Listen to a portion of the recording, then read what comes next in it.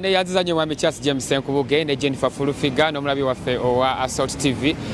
SPD sinyize ndi musajjufu kubanga omuntu yenna ngone yagalira mu nseno inasooka kwejjako stress ebisigadde n'otambula.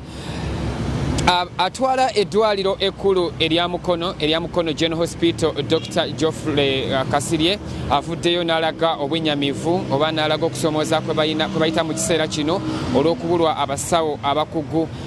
Dr. Kasirye yanokoddeyo agamba nti mu kiseera kino eddwaliro lino eriri ku mutendera gwa General Hospital tebalina abasawo bakugu omuli ab'abaana abajjanjaba endwadde eza bulijjo abalongoosa abaana ate n'abasawo bano abalala bulijjo.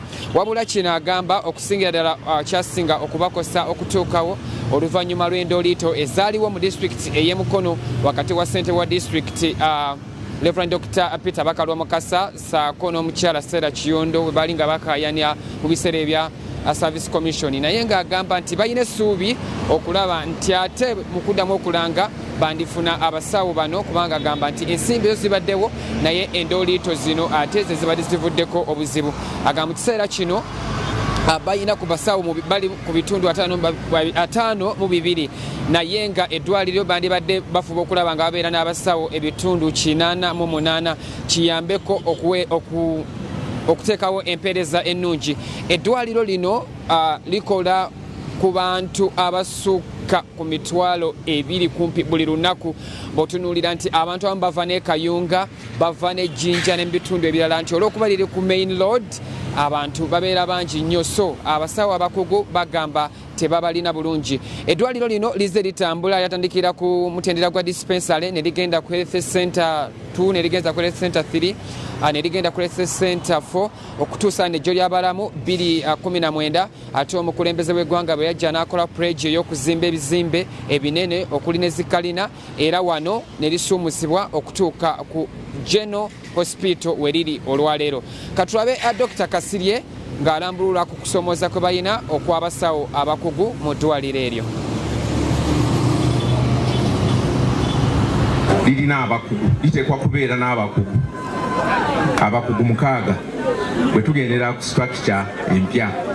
Lina okubeera n'omukugu mu ndwadde eza bulijjo general medicine, lina okubeera n'omukugu mu ndwadde ez'abaana, lina okubeera n'omukugu mu by'okulongoosa, lina okubeera n'omukugu mu ndwadde ez'abakyala.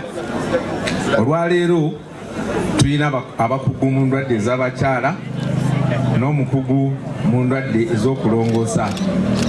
Bw'otunulanulamu abo abakugu batono, tukyetaaga abakugu abaki abalala. Ekizibu sijja kinenya ku gavumenti yaffe. Mukimanyi mwenna nti emyaka nga 3 egiyise disitulikiti yaffe nebadde tesobola kugaba mirimu nga ssente weeziri naye nga tewali agenda kugaba mirimu. N'olwekyo ndi musanyufu mu kiseera kino.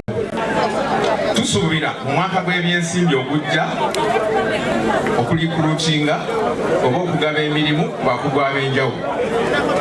N'abasawo mu mitendera egy'enjawulo nabo tebamala oba bwe tubala abalamu ndowooza kati tuli ku 52%. Tageti yaffe twagala at least tuweze ebitundu 80 ku buli 100. Bw'atyo Dr. Geoffrey Kasirye nga yakulira eddwaliro erya Mukono General Hospital ng'alambulula ku kusomooza kwe balina mu ddwaliro eryo ekkulu erya Mukono General Hospital olw'ebbula ly'abasawo lye balina. Kakoma mu studio mwami Charles James Nkubuge ne Jennifer Fulufiga n'omulabi waffe owa Assault TV. Nkwebaza okwekuumira ku program Omusunsuzi okuva ku Monday okutuusa olwaleero. Mbagaliza weekend ennungi. Download the Salt Media app from the Google Play Store and the Apple App Store.